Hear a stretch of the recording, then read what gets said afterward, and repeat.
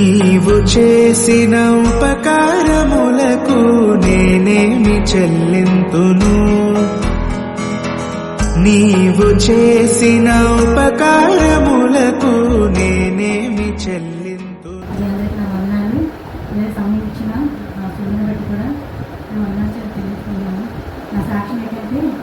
అయితే సడన్ గా నాకు ఎప్పుడు నేను శుక్రవారం అయినప్పుడు నాకు లక్ష్మీవారం నుంచి ఎప్పుడు నాకు శుక్రవారం మనకి ప్రాంతంలో వద్దాం అంటే రెడీ అవుతున్న టైంలోని ఈ తలనొప్పు కానీ లేకపోతే ఈ దవడ నాకు ముందు బ్యాక్ పెయిన్ ఉంది, ఈ లాగడం కానీ చెంప లాగడం కానీ చేయడం అలాగే చేస్తున్నారు చాతాలు. కాకపోతే ఏదైతేనే కానీ ప్రార్థన చేస్తుందండి ఈరోజు నీ దినంతో ప్రభావం, ఈరోజు నీ సరిగ్గా గడపాలండి, నేను పాటలు పాడడం ప్రభావాన్ని ప్రేర్ చేయాలి తండ్రి అనేసి నేను దేవుడు ప్రార్థన చేసుకొని నేను రావడం జరుగుతుంది, ప్రార్థనలో గడపడం జరుగుతుంది. తర్వాత ఇంకోటి అంటే ఈ రోజు కూడా మధ్యాహ్నం నుంచి నాకు మొన్న హాస్పిటల్లో నాకు బాగాలేకపోతే మా ఝాన్సీ తీసుకెళ్ళింది, చూపించింది, డాక్టర్ ఇంజక్షన్ చేయడం జరిగింది.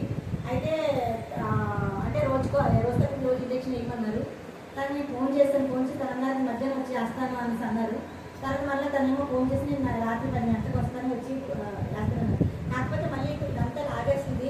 అయితే అప్పుడు కూడా నేను ప్రార్థన చేసుకున్న తండ్రి ఈరోజు నాకు శుక్రవారం ప్రార్థన ప్రభావ మళ్ళీ ఇలా రావద్దు ప్రభావ, మళ్ళీ నేను డాక్టర్కి వెళ్ళకుండా ఆ సమయం నేను డాక్టర్కి వెళ్ళకుండా ఆ సమయం నేను ఈరోజు నేను ఈ సన్నిధిలో గడపాలి ప్రభావ, నాకు అటువంటి స్వస్థ దయచేయగానే అని ప్రార్థన చేయగానే నిజంగా సాయంత్రం కల్లా ఈ తలపు ఈ లాగడం అంతా దేవుడు నాకు స్వస్థత ఇచ్చాడు. దాన్ని బట్టి నేను దేవుడికి వందనాలు చెల్లించుకున్నాను.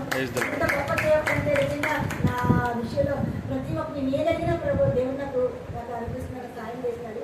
దాన్ని బట్టి దేవుడికి వేలాది స్తోత్రం చెల్లించుకుని సాక్షి దేవుడికి నిలిచింది కాక.